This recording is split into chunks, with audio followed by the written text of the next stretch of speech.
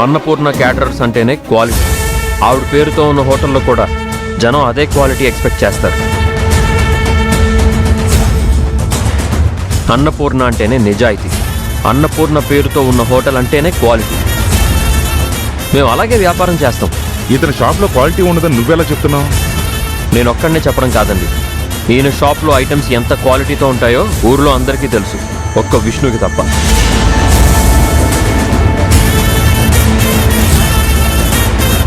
Sir, అదంతా నా బిజినెస్ని డౌన్ చేయడానికి అపోజిషన్ వాళ్ళు చేసిన ఫేక్ ప్రచారం సార్. మీరు నమ్మొద్దు సార్. చూడండి, నేను జనం అనుకుంటుంది నిజమో మీరు చెప్తుంది నిజమో అనేది పక్కన పెడితే, ఇన్నేళ్లుగా మా క్యాటరింగ్కి సరుకులు నాణ్యంగా పంపిస్తున్న వాళ్ళు ఉన్నారు. వాళ్ళతో మాకు మంచి రిలేషన్ ఉంది. క్వాలిటీని వదులుకోలేము, రిలేషన్ని వదులుకోలేము. కాబట్టి మీతో డీల్ కుదుర్చుకోలేము. ఇంక మీరు బయలుదేరండి.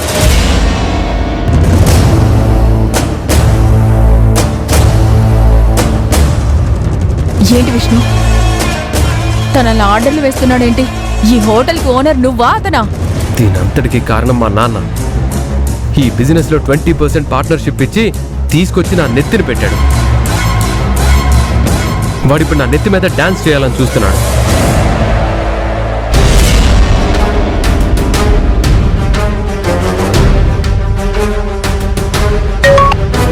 హలో, చెప్పరా. అమ్మా, నేను హోటల్ రన్ చేయాలా మూసేయాలా? ఏమైంది విష్ణు? ఏమైందంటావేంటి?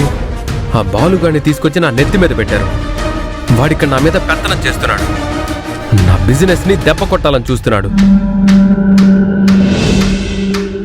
అసలు నువ్వు దేని గురించి మాట్లాడుతున్నావు? గొడవ ఎందుకు మొదలైందో అది చెప్పు.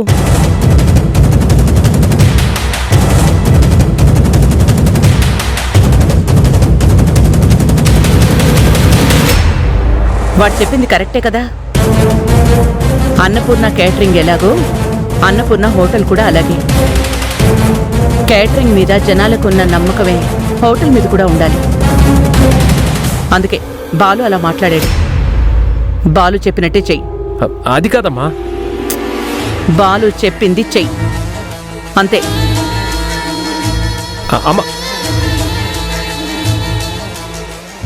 ఏమన్నారు? ఏమంటారు? మనోడు ఫేస్ చూస్తుంటే తెలియట్లేదా అమ్మా? మనోడు చెప్పిన దానికి నై నై, బాలుగాడు చెప్పిన దానికి సై సై అని ఉంటారు, అంతేగా? పోనీలే విష్ణు, ఏదో డిస్కౌంట్లో నువ్వు సరుకులు తెచ్చుకుని వ్యాపారం రన్ చేస్తే లాభాలు ఎక్కువ వచ్చి త్వరగా డెవలప్ అవుతావు కదా అని ఏదో హెల్ప్ చేయాలనుకున్నాను. కానీ నీ ఎదుగుదలకి నీ ఇంట్లో వాళ్ళే అడ్డుపడుతుంటే నేనేం చేయగలను? సరే, నువ్వే డిసైడ్ చేసుకో. ఆ రోజు నువ్వు స్ట్రాంగ్గా నిలబడ్డావు కాబట్టి ఈ హోటల్ పెట్టగలిగావు. అంటే స్ట్రాంగ్గా నువ్వు ఇక్కడ డెసిషన్స్ నేనే తీసుకుంటాను అని చెప్పగలిగితేనే ఓనర్గా కూడా నిలబడతావు విష్ణు. లేకపోతే ఆ బాలుగాడు లాంటి చిల్లరగాళ్ళ దగ్గర కూడా నువ్వు చేతులు కట్టుకుని నిలబడాలి. నా అల్లుడు మీసం మెలేసే వాడిలాగా ఉండాలి, కానీ ఒకరి ముందు చేతులు కట్టుకుని నిలబడేవాడిలాగా ఉండకూడదు.